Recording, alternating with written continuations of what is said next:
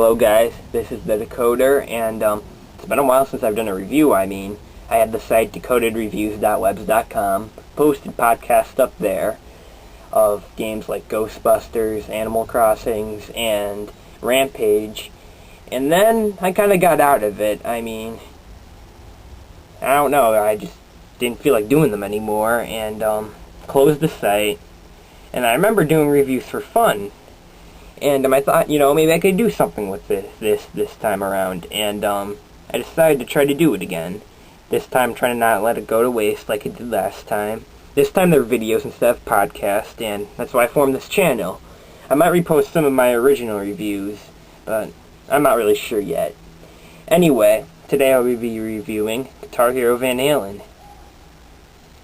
First off, I thought this game would be amazing when I first saw it. Guitar Hero, at the time when I saw the game, I had 2, 3, 4, Aerosmith.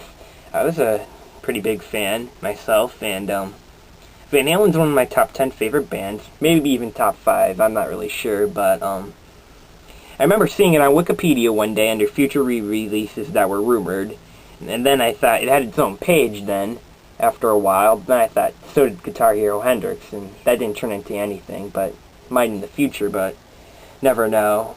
And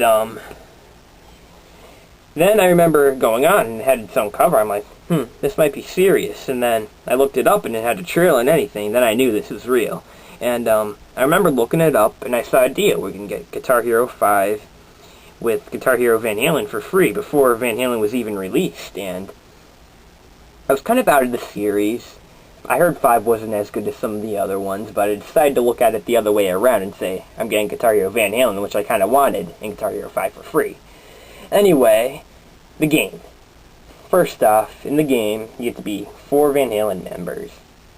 David Lee Roth, Eddie Van Halen, Alex Van Halen, and Wolfgang Van Halen. I'm a little upset by the absence of Michael Anthony and Sammy Hagar. I would have liked to see some Sammy Hagar and Van Hagar, and Michael Anthony, he was the original bassist, and I know he's often criticized, but I'd rather see him there than Wolfgang. I have nothing wrong against him. Wolfgang's cool in that, but I would have rather seen the original bassist. Another thing is the guest acts. Like in Aerosmith and Metallica, there was guest acts chosen by Van Halen, and I don't like them. You get to make the band play those songs, and it just doesn't feel right, because when you think of the band, you think of Van Halen. You don't think of The Offspring, Foo Fighters, Jimmy Eat World, or Blink-182. And you can actually even make, like, David Lee Roth and Eddie, Alex, and Wolfgang Van Halen sing those songs. That's just wrong. And I was upset like that. I would have rather seen it like it was in the Beatles. In the Beatles, it was just the Beatles. No guest acts, just pure out the Beatles. And I loved that about that game.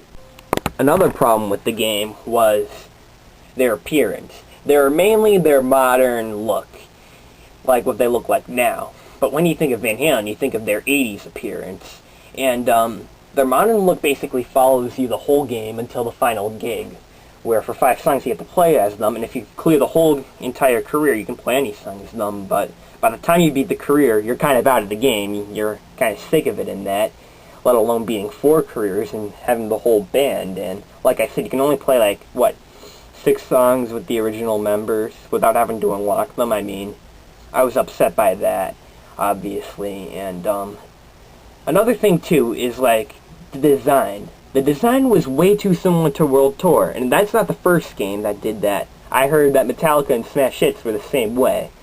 And they should have made it a bit different. Basically, character customization, the screens, everything was the same exact thing as World Tour. Only the songs and the characters had a different appearance. That was about it. Anyway, I would like to give this game 6 out of 10. If they had, if it wasn't too similar to World Tour, if it had Sammy Hagar and Michael Anthony, and no guest acts, it would have definitely been a 10. Anyway, one other thing I wanted to talk about before I quit this review. Downloadable content. Downloadable content, I know a lot of people like it now, but in my opinion, I think it's going to kill games, especially Guitar Hero and Rock Band. They have thousands of songs downloadable.